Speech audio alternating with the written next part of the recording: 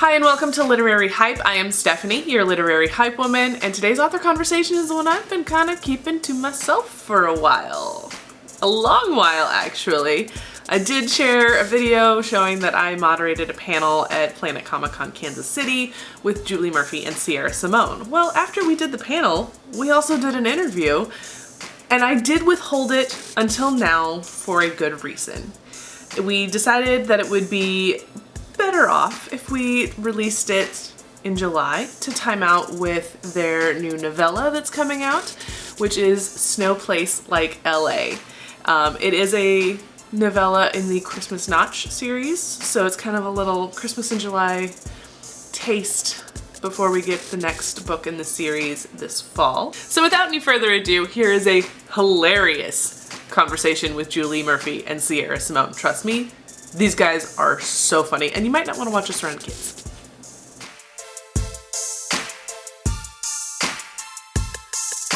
So you guys came up you drove all the way up from Texas. You already live in Kansas City. What is it that makes you guys love doing Comic-Cons and book festivals? I really love getting to see people excited about their interests and their passions. To me, that really feeds me, and it's really validating to be oh yeah, it's totally okay that right now you're obsessed with World War I poets, because look, here's someone who is obsessed with this comic book series that no one else has ever heard of. That kind of just honest, transparent fandom, I find really feeds me and fuels me creatively. I feel like fandoms live so much of their lives online that it's really exciting to get to see all these awkward people all in one place at one time, because I am also one of these awkward people. Also, it's a really good excuse for us to get together and hang out for the weekend. So when you guys first put out A Merry Little Meet Cute, I was like, oh, this is a really interesting combination of authors. I wonder how this came to be. And then I went to your book event and found out you guys are real life best friends. So what's it like writing now it's going to be a whole bunch of books together with your best friend? Oh, it's awesome. I mean, I think that the thing that is wonderful about writing with your best friend is that you never have to hype yourself up. Your best friend will hype you up for you. And so anytime you're feeling oh, the story is stuck or it's not working, your best friend comes in and oh my God, we're so funny. We're so pretty. This book is so great. And so we can kind of encourage each other in our lower moments. And I also think that you treat your best friend in a way that you would never treat yourself. And so I think that working together, we found that we give each other more time off, more space, more respect, more encouragement than we ever give ourselves on our own. I think we're always harder on ourselves than we are on other people, but that's especially true for the people we love. And so writing this experience has been really it's been almost easier than our solo experiences, I think, because we take such good care of each other. She's so smart. She answered the question so well. But I mean, yeah, it's like a constant slumber party getting to work together, especially after almost, over 10 years of working on solo projects. It's just such a relief to get to do this and get to do this with someone I love so much. So for those who don't know, tell about how A Merry Little Meet Cute was born. Well, the year was 2020, and Julie and I, every year we do a writing retreat where it's just the two of us, and we're both night owls, and so we do a night owl writing retreat where we get together and we stay up late and we eat lots of pie.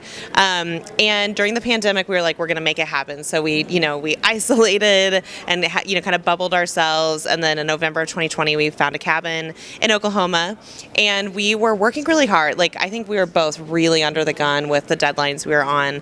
And so we would write all day and all night, and then around 2 at night, we would sit down and eat pie and watch Hallmark Christmas movies. And we were watching these Hallmark Christmas movies just sort of in a daze because we've been working all day. And at some point, we were watching these movies, and one of us looked at the other one and said, the quality of these Christmas movies is not so different from the quality of other movies that you might watch alone in bed at 2 in the morning. And then that just sort of set off a little chain reaction of well, that would be so funny if these two worlds were actually colliding in some way. Yeah. Do you want to say anything more about that? Yeah, so it very quickly turned into what happens when an adult film star is starring like a very wholesome, family-friendly Christmas movie. And it was an idea that was like unputdownable. Like it could be that we were also like so stressed and tired of our own work, but we just couldn't get over it. And every time it was like, well, this is something we'll write one day. And then suddenly it was like, well, we just plotted an entire novel. And then the next time we saw each other, it was like, we accidentally wrote like 60 pages of this book. And so it just like kept growing until we were like, okay, we're actually going to dedicate some of our professional time to this. What is the process like for you guys who have been solo writers to now come together and write together? What does that look like for you guys specifically? Well, I think it's really assisted by the fact that our friendship has the weight of years behind it. So we've been best friends for 8 years. And so we're used to talking. We're used to critiquing each other's work. We're used to, really working with each other and giving each other feedback in that way. And so, it was really easy, I think, when we were ideating to do sort of that course correction that you necessarily have to do when you're ideating, where it's like, oh, I don't know about this direction. What about this direction? We'd already had a lot of practice having those conversations.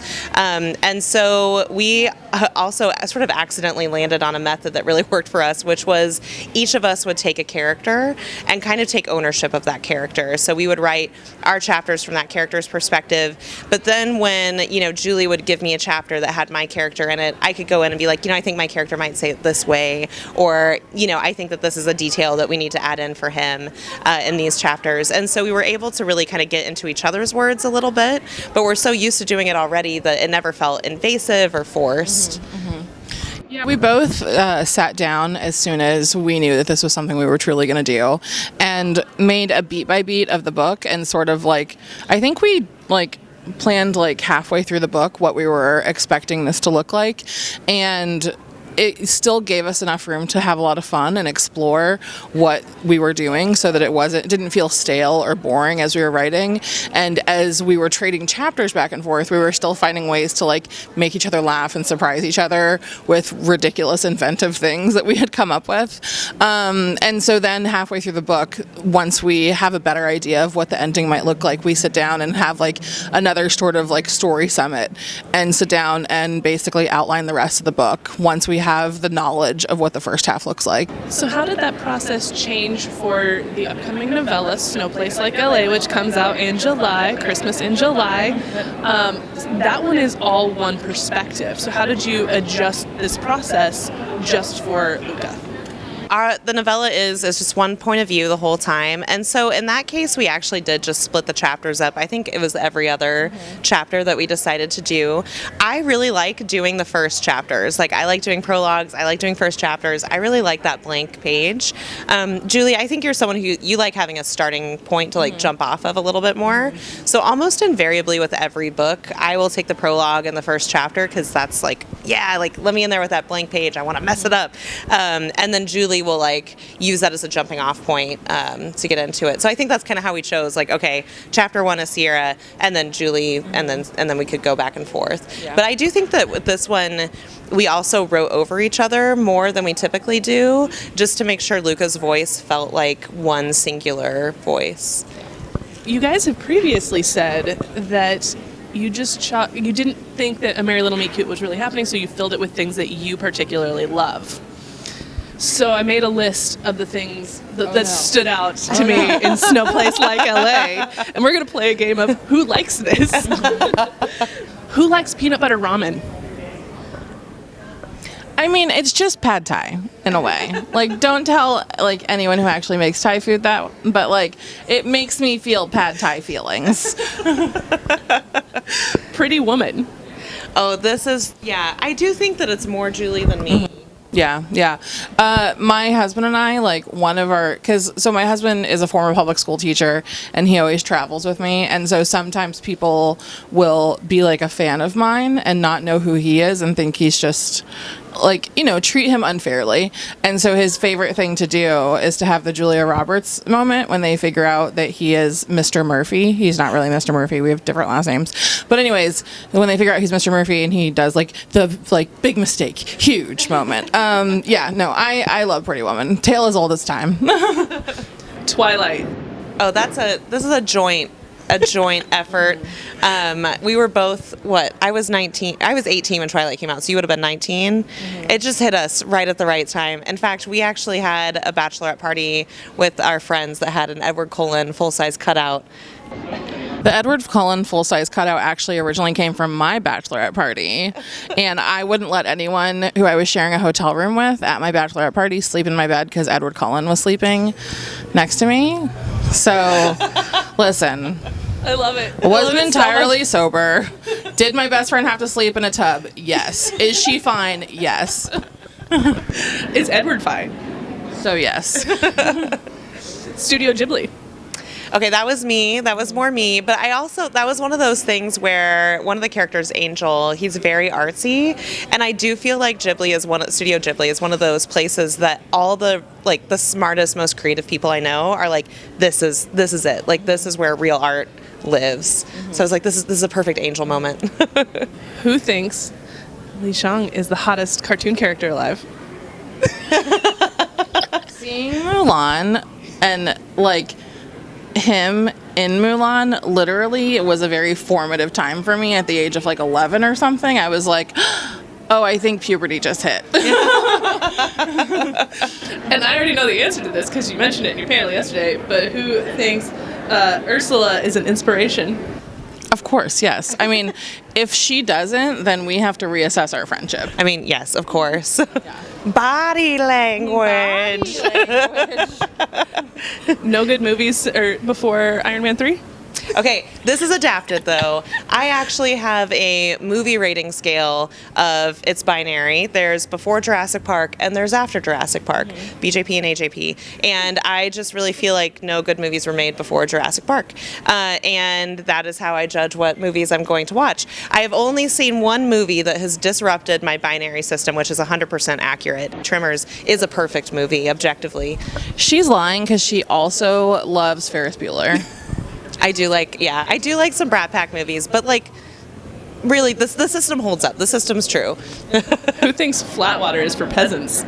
That would also be me. I think I would rather drink, what do they say on Brooklyn Nine-Nine? Liquid concrete than flat water. And this is a true story. I was in the bathroom earlier today. That is true. You might think I'm lying, but I was. And I was in the bathroom and the woman in the stall next to me was talking to her friend. And she said there is a conspiracy that bottled water has sodium in it to make you more thirsty. So Dasani has sodium in it so that you are thirsty and you want to drink more bottled waters. I mean, that tracks. Yeah. Seems like a legit. So you should always drink LaCroix. They're not trying to trick you with anything. I just want to say that, bubble water tastes like a sad puddle. It was like someone was like, here's a whiff of what I think this should taste like. And that's what bubble water tastes like. It's sad puddle water. Who thinks the worst 3 words are bowl of olives? Me. I fully agree with that. I love olives. Absolutely not. Disgusting. Olives are the worst. There are many home videos of me growing up with olives on all of my fingers, just eating them off of my fingers. Is this a Connecticut thing? Rude. TikToks with spooky legs. That's both of us. Yeah.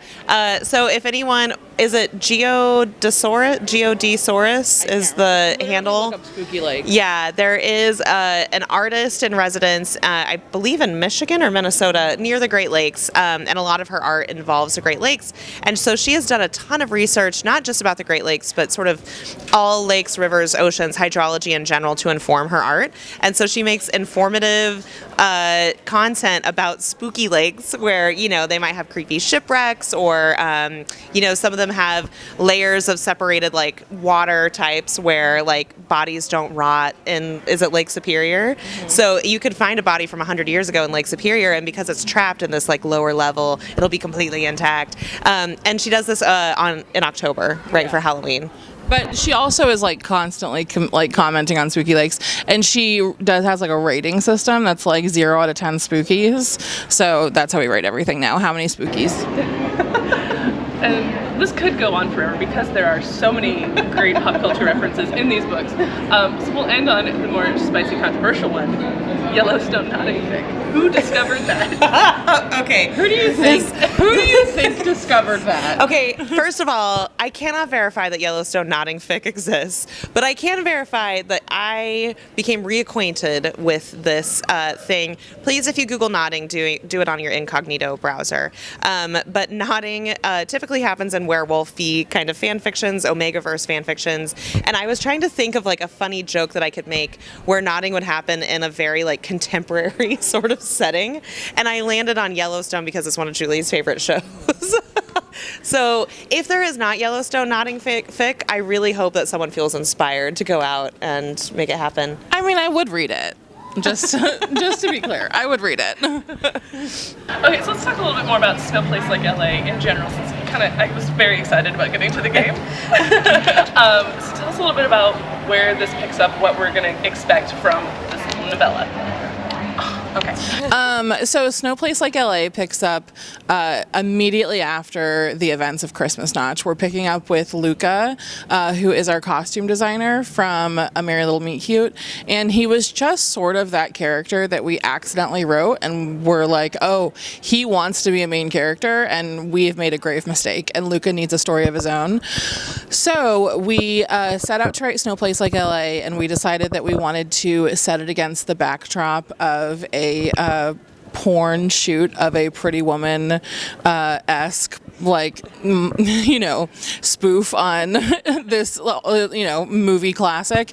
And so we did that, and we were really excited to get to like model a lot of the events of the book after Pretty Woman 2, and also like dispel some things that we may not necessarily agree with in Pretty Woman. And so it's the story of Luca and Angel, who have this sort of fireworks romance in A Merry Little Meet Cute, but it's a subplot. It's off to the side, and it's about them and their second chance romance. What did I miss? Well, Angel ignominiously broke Luca's heart with a single Instagram post, and so Luca will never forgive. And that is kind of what kicks off the events. Angel would like to dispute that characterization of what happened, but that's sort of the gist of it. And so it's a novella, so it's like a really nice bite-sized second chance romance between these two men who are both like big drama energy, I would say. It's a ton of fun. And this is not the end of this adventure with the Christmas Notch gang and Uncle Ray Ray's gang. So you got another one coming, another full novel. Give us a little sneak peek, because there is a sneak peek in the novella. Yes. And so I'm here already for it.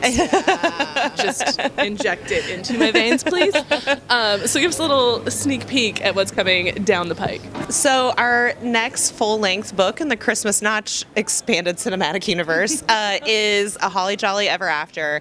And it follows, so there's a boy band called Ink, and each of the three Ink members are getting their own book. So you met Nolan in the first book. In the second book, you meet Callum. And Callum wasn't the bad boy. He wasn't the heartthrob. He was just Callum. He was there for a good time. And so Callum is kind of the only member of this boy band who has survived the collapse of the band, and he has survived by opening up a regional pizza chain based here in Kansas City, called Slice Baby, but he gets sort of a second chance at fame when a Spicy Home video ends up getting leaked, and the Spicy Home video is so good that he's now getting contacted to do work, and so he gets asked to star as a young Santa Claus sowing his wild oats in a movie called Santa Baby. Do you want to talk a little bit about how he meets Winnie? Sure. So Winnie and Callum meet very early on in life, in their teen years. They are both sort of like young Teen Choice Award nominees. And so they meet and have a little bit of a run-in around this time in their lives. And it's something that I don't want to give too much away, but it's their encounter is sort of like the first domino in something very major that happens in Winnie's life. And so while it's not a huge thing that Callum is always always held on to. It's something that Winnie's always held on to. So they have this past together, and Winnie is like fresh off of this divorce and ready to get out there, and she decides to star in this movie, and they have this very fun sort of on-set chemistry. And also Winnie is finding out that like I can't remember if you said this, but she can't really fake sex in a movie because she's not had great sex in real life. And so Callum, being just the kind soul that he is, like he's just like pro science, pro learning, pro art, volunteers as tribute to be Winnie's personal sex teacher, and hijinks ensue. I mean, that is kind of your brand, hijinks ensue. Yeah. Basically. And when do we have a release date for that yet? It is, I want to say October 10th. That sounds right. It's around October 10th, if it's not October 10th. So the novella comes out, I do know that, it's July 11th. And then the paperback of A Merry Little Meet Cute will come out in September. And then 1 month later, you'll get Winnie and Callum and A Holly Jolly Ever After. So from July to October, like, we're having lots of hijinks ensue, Christmas capers. Yes. The barbecue debate that is in Merry Little Meet Cute. What was that like for you guys as someone from Kansas City and someone from Texas to write this very realistic argument? I think Julie has a good answer to this. A good, we're all in this together answer. Do I? I didn't really grow up eating meat, but I know that Bethany feels passionately about like barbecue, and I love conflict and she hates conflict. And so it's one of the few times that I can force her to conflict with me and she'll like step up to the line. She'll really go toe to toe. So I'm always like, Kansas City barbecue sucks. Texas barbecue rules. just to mess with her. I think that we, though, can all agree that the worst thing is when people in Brooklyn try to do barbecue and then they charge like $27 for like dry brisket and like a pickle, like on an artisanal tray or something. I think that's the actual worst. No, it is pretty friendly ribbing, and yeah, there we go. And when we visit each other, we usually try to eat some of each other's barbecue, broaden our horizons. You never eat my barbecue. I always eat your barbecue. I feed her the best food when she comes, but she'll never eat Texas barbecue. So don't pretend like you'll eat my barbecue, because you won't. I've offered her so many times to eat my barbecue. But I do agree, like, no offense to like coastal citizens, but it is the worst when like I go to like New York City and I'm like at a dinner with like a publisher or something like that, and they're like, let's go to a Tex-Mex restaurant, and they take me and they're like, there's like pomegranate seeds in the guacamole, and like, and it's not spicy at all. Yeah, and they're like, have you heard of this thing called cheese dip? And I'm like, queso? And they're like, revolutionary. I like how you're like, no offense, and I'm like, people who do barbecue in Brooklyn, I'm coming for you. Full offense. Yeah, full offense. Offense taken. And you guys also have solo projects that you're doing still. Yes. You have one coming this fall. Yes. You want to talk about Salt Kiss? Yeah, so readers of mine might know a few years ago I did a contemporary queer kinky retelling of King Arthur, where King Arthur, Lancelot, and Guinevere are all in love together and everyone gets a happily ever after. And I am doing the same thing now with The Legend of Mark, Tristan, and Isolde. The one difference being that my characters in New Camelot were good people, and Mark in Salt Kiss is very much kind of an anti-hero, a little bit of a villain energy, and it's been so much fun to write. But I am a little nervous because I do think that I have a lot of new readers since A Merry Little Meet Cute, and so I think that they're going to come into Salt Kiss and be like, everyone's going to be happy, right? And it's like, no, everyone is very angsty. It's okay, because like the like diehard Sierra fans will be there to greet them and be like, welcome. It's gonna be fine. We've been here before. Yeah. We know the pain. Welcome. And what projects do you have coming up next? Yeah, so many books. So I have 2 other books coming out this year. The first one of which is coming out on June 6th, and it's a middle grade novel. I write all over from picture books to middle grade to very raunchy romance with my BFF. So this one is a middle grade novel, and growing up I was obsessed with the movie Heavyweights. It was one of the first times that I saw like a huge cast of like fat kids on TV, and they were hilarious, and they were also fighting back against like this awful guy who ran this diet camp. Anyway, so I became obsessed with that movie, and I always knew that I wanted to write my own take on a fat camp. So Camp Sylvania follows a girl named Maggie who gets sent off to a fat camp at the Lake of the Ozarks, and she's very upset about her family having sent her here, but she becomes even more upset upon arriving and finding out that the wellness influencer guru who has recently bought this camp is maybe possibly a vampire. So that's Camp Sylvania. That'll be out June 6th, and then I have my very first picture book coming out in November called Chubby Bunny, and it's about like a schoolyard, well, I learned it in the Girl Scouts game called Chubby Bunny, and it's a whole lot of fun. It's very cute. There are pet bunnies in it, is very important to know. With so many projects coming out all at the same time, how do you guys balance the writing, the promotion, and not going insane? Okay, clearly I've hit a nerve. So, oh wow. Okay. Sierra, are you okay? Okay. I'll be okay. Does anyone have a drink? Badly, I think, is what it is. But I think what we've learned, because you can get to a place where the admin, the marketing, and the promotion really, the meetings, like, they really fill up your calendar. And by the time you get to bed, you're like, well, I've worked all day, but I haven't actually written a single word.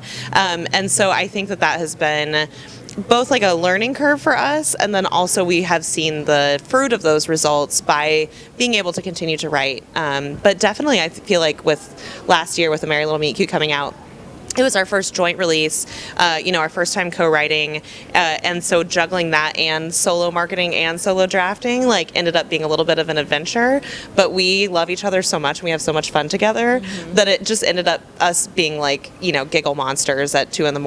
rather than us being like, I quit this job. Yeah, it was really interesting because I think that neither of us have experienced a seasonal release, like a Christmas book before. And so it was sort of like everything that you expect with a normal release, but really compacted and much more intense because there's a very specific window of time for you to market a Christmas book. And so that was a big learning curve for the both of us. Yeah, I mean, she does that physical reaction she had. We just do that a lot. What I will say, I do enjoy this about I know so many authors, and you just have to work at whatever pace is right for you. But I know so many authors who have a book every other year, and there's so much writing on that book for them, and it's so intense when that book does come out. They want to see it do well, and they've spent so much time and effort and sacrifice working on this one book, and so having multiple releases and having multiple irons in the fire from a writer's perspective does really take the pressure off of releasing a book, because it's well, I've got another one coming out in 3 months, I really want to second that. I think that's really powerful. First of all, I do think the more you write, the more you write. And so I think writing begets writing, words beget words. And so the more you write, the easier it is to keep writing more. But I really do find that's true, that if you're only releasing, in slower bursts, those bursts have higher stakes. And so I don't like high stakes in general. And so one way to lower the stakes is to be releasing more and writing more. And you started more on the indie side, especially with your spicy books, and now they're getting picked up in new covers.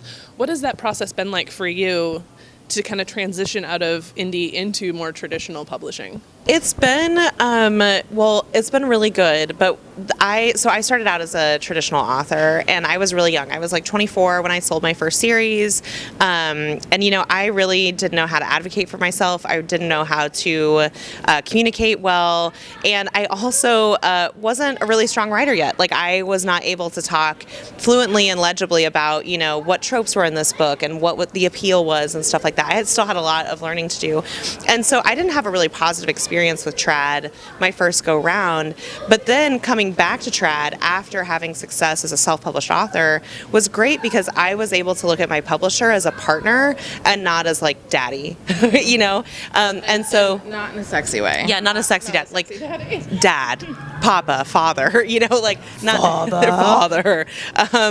And so being able to come to the table with a lens of experience experience, a lens of knowledge about marketing and about my own brand and what my brand was, really helped me be able to partner with decisions on covers, on blurbs, on placement. And I am, now I'm in my 30s and I actually don't give a fuck I'm sorry. I don't care. You can bleep that out, right? It's YouTube. We get away with anything. I don't really care what the publisher, if they like me at the end of the day. What I care about is making us both money. And so I feel a lot more confident advocating for that. So one thing that I do think is interesting and has been a shift is that, 5 years ago, there was still a feeling of like, if I'm self-published and a publisher picks me up, that's really validating. Like I've made it. Like I finally get to go back and sit with the big kids table. But I think that has really changed a lot, especially since Book Talk and the pandemic. A lot of readers were buying print books that were print on demand, that were self-published print books. And so I think that has changed where it's like, I don't actually need a publisher to feel validated. The reason that I might choose to go with a publisher has more to do with strategy and placement and longevity. But not because I personally feel like that sort of gives me a blue check verified, status as a writer. And I think having that attitude has made the experience a lot more positive because I'm coming to the table feeling like an equal and not like I owe them my eternal gratitude for publishing me. It's also, you didn't mention this, but she does retain her ebook rights, which as an independent author is a really financially sound decision for her. And it also, I think, makes you much more of a partner in the whole process. Yeah. Julie, so you started out pretty big. Like you had one book and then you had Dumplin'. And Dumplin' was so huge and Netflix and everything. What did you learn from that process of having your book be adapted on such a big platform? It was a really cool thing to see happen, especially because I was so young in my career. But I think the biggest lesson that I learned from Dumplin' and that whole process was, it was incredible to meet Jennifer Aniston. Dolly Parton is an idol of mine. I still have a pinch myself feeling about that. It doesn't feel quite real. But what was really fascinating to me was how many people it took to make a movie. And it does really take quite a few people to create a book too. And walking on set and seeing all those people actively working to create something was really gratifying and exciting to see that a project I had worked on had created jobs. And so it really helped me value the people I work with at my publisher so much more because they are working just as hard to create, this book to put out in the world. And so it really helped me reevaluate, I guess, my place in the publishing food chain to understand that this isn't just a Julie Murphy book. This is a book created and formed by all these fantastic people who are working on it and my critique partners. This has my name on it, but a lot of people helped me create this project. The other thing that I really took away from that was I didn't want that process to sort of freeze me in my career. There are so many people who I know who have had the process of having a book turned into a movie or a TV show, and the spotlight is so on them that they don't know what to do next. And I just wanted to keep creating. I didn't want to just be the person who wrote Dumplin'. And sure, a lot of people will always know me for Dumplin', and I'm incredibly proud of it. But I always wanted for Dumplin' to be something that created more opportunity for me and not to be the thing that only defined me. So it was really it was such a fantastic, gratifying process, but also something that really pushed me to do more with my career too. I don't know if you guys ever read any Christina Lauren books, but they have a new one coming out this spring, The True Love Experiment, where the protagonist is a romance reader. And they talk about this in the acknowledgments as well, about the questions romance writers get asked and how they're kind of ridiculous and offensive. And I have been thinking about this nonstop since finishing this book. So what are some of the more ridiculous questions that you've been asked as a writer? Oh, gosh. I think that they're almost not even questions, but assumptions that are subtextually and things that people will say. And a really common one is that romance is somehow not quite a real book, that there's sort of an accepted definition of what real is, and it has Jonathan Franzen's name on it, or whatever. A real book looks a certain way. A real book has book club discussion questions in back or whatever. And so I think that a lot of things that people say to me kind of come with that assumption, like, oh, are you thinking about ever writing a real book? That kind of thing. And I'm sort of like, well, that really tells me a lot about you. And it's interesting because it comes from people who I think are really intelligent. But I think when you buy into the idea that there's high art and low art, you're already betraying a lot about your sensibilities, right? If some things are more worthy morally or intellectually because they come packaged in a certain way, and some things aren't, that shows me a lot about that person. So yeah, I think that's what I encounter the most. I'm trying to think of, have we gotten any? I think sometimes I do get people asking if I've tried everything with my husband, like, oh, before you write about it, do you do that? And I do, yeah. Yeah, that's part of the fun. Yeah, I mean, we get all kinds of ridiculous questions about publishing. I think that the biggest pushback I've had is because I primarily write about plus-size characters, and the pushback isn't as strong as it used to be. When Dumplin' first came out, it was like there just weren't as many books written about plus-size characters, and when there were books written about plus-size character, it was normally so that like they could achieve the arc of losing weight and becoming a better person. And I just wasn't interested in telling those stories. It didn't reflect my experience. And so after Dumplin' came out, I spent years traveling and going to speak at universities and all kinds of different things. And one day I was speaking at a university, and this very like stuffy, annoying, well, actually kind of guy stood up and was like, how does it feel to be promoting the obesity epidemic? And I said, it feels great. So I just I think that there will always be people who think they know better, or people who want to question. I don't know how to be a veterinarian. I'm not going to go ask veterinarians stupid questions, at least not on purpose. But also tell me stupid things about being a veterinarian. So was there anything else you guys want to talk about? I think Julie actually shared a history tidbit with me this weekend while I was finishing my book to cheer me up, and it was a pretty brilliant tidbit. Okay, so I should preface this by saying that Sierra has all the history tidbits. She's always the person who will get drunk and talk at my face about history all night long. And I just don't everything I know about history I learned from A Knight's Tale. You know what I mean? It's not valid. Is it good? Is that good of me? No. But is it a great movie? Yes. Absolutely. Yeah. Is it true historically? Yes. It's all true. So anyhow, I was on TikTok, where I learn everything now, and I learned that Louis XIV had 2 buttholes. Yeah, this is true. Apparently, Louis XIV wasn't a fan of bathing, and so they would just soak him in oils and perfumes, and things were getting a little muggy down there. And he developed, I can't believe I'm telling you this on your YouTube channel, he developed a fistula. And so they brought in his surgeon barber, and his surgeon barber was like, I don't know what to tell you, but I can tell you that if you give me 70 prisoners and a month, I'll figure it out. So these poor, healthy, butthole-having people were experimented on, essentially. A lot of them did not make it out alive, but the surgeon barber decided the solution was to create a second butthole. I don't know the science behind this. It doesn't sound like a good idea, but that's what they did. And so they performed this procedure, and suddenly at court it became very posh, and people were either getting second buttholes themselves or lying about having it because they wanted one so badly. Oh my god! And that's how Louis XIV had 2 buttholes. Do you feel better that you got that off your chest? Yeah, we should bring drunk history back. I should do a drunk history on Louis XIV's 2 buttholes. That would be amazing. Yeah. Okay. Did I miss anything? You heard it here, folks. They're gonna start doing drunk history. It's fine. Okay, and since this is literary hype, the last question: what books are you guys hyped about right now?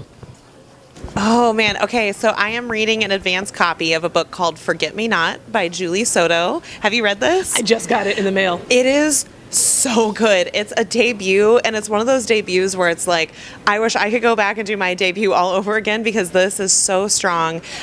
Julie Soto actually got her start writing fan fiction. So she wrote Raylo fanfic and Hermione fanfic. And so she is so good at crafting just this like great, nuanced, emotionally complex tale, but it's hilarious. And the main character is not Adam Driver, but I think he has Adam Driver energy. Basically, it is a story about a wedding planner who she lands the wedding of her life, right? It's like this big Instagram influencer's wedding, and she gets it. She's going to do it. And it's going to, like, you know, really grow her business. She's really excited, except they want to use the one florist in town that she broke their heart years ago, and they've never spoken since. And so now she has to work with this florist, and they have this really tense history between them. And it's hilarious and sexy and swoony. I cannot say enough about this book. I'm really loving it. Forget Me Not by Julie Soto. Pre-order it now. I want to read it so bad. She won't stop talking about it, and it's on the it's like in her bathroom because she reads in the shower. She reads books in the shower. I just yeah, exactly. Our producer has a note. Yeah. She reads books in the shower. They're all waterlogged, like just as you would expect. Just so you know. Okay. I know. Being waterlogged. I am. What am I reading right now? I'm dying right now. Yeah. I won't even let him touch my books because he will bend the pages. Right? Man, my books are covered in spaghetti sauce, KY jelly. Oh my gosh. Okay. I'm reading The Honeys right now. What's the name of the Honeys author? Why did I just forget? Ryan LaSala. Yeah. Okay, so I'm reading The Honeys right now. Fantastic. I also just picked up Big Swiss because of the cover, and it's a fantastic cover. And then when I found out the premise, I was like, I definitely have to read this. It's about a girl who does transcription for a sex therapist and falls in love with one of the patients. It's what I've been told. So I'm currently reading that. I'm not as good about resuscitating exactly what a book is about like Sierra is. So yeah, you check those out, I guess, but maybe don't because I haven't read them yet. But I think The Honeys is supposed to be incredible. So yeah. Also, if you just see the cover of Big Swiss, you'll be like, I can buy this. Yeah, it's a really sexy cover. I need to look this up. I haven't even seen this yet. It's good. It's good. How have I not seen this? It's funny. It's funny, sexy. I love it. Okay, well, thank you guys so much for taking the time to sit down with me and chit chat here at Planet Comic Con and be on the panel and check out the panel on YouTube. Yay! Thank you guys. Thanks again to Julie and Sierra. They are so much fun. They are like best friend goals. I love hanging out with them so much. They're so funny. So funny. I hope you enjoyed that conversation at least half as much as I enjoyed having it, because that was still quite a lot that you would enjoy it. To get a hold of their books, check the links down below in the description, and also where to find them on social media. And while you're down outside the video, don't forget to hit the like button, subscribe to the channel, turn on notifications, or share it. You know, we all need to hear about some really funny, not exactly safe for work conversations. Thanks for watching. I'll see you next time.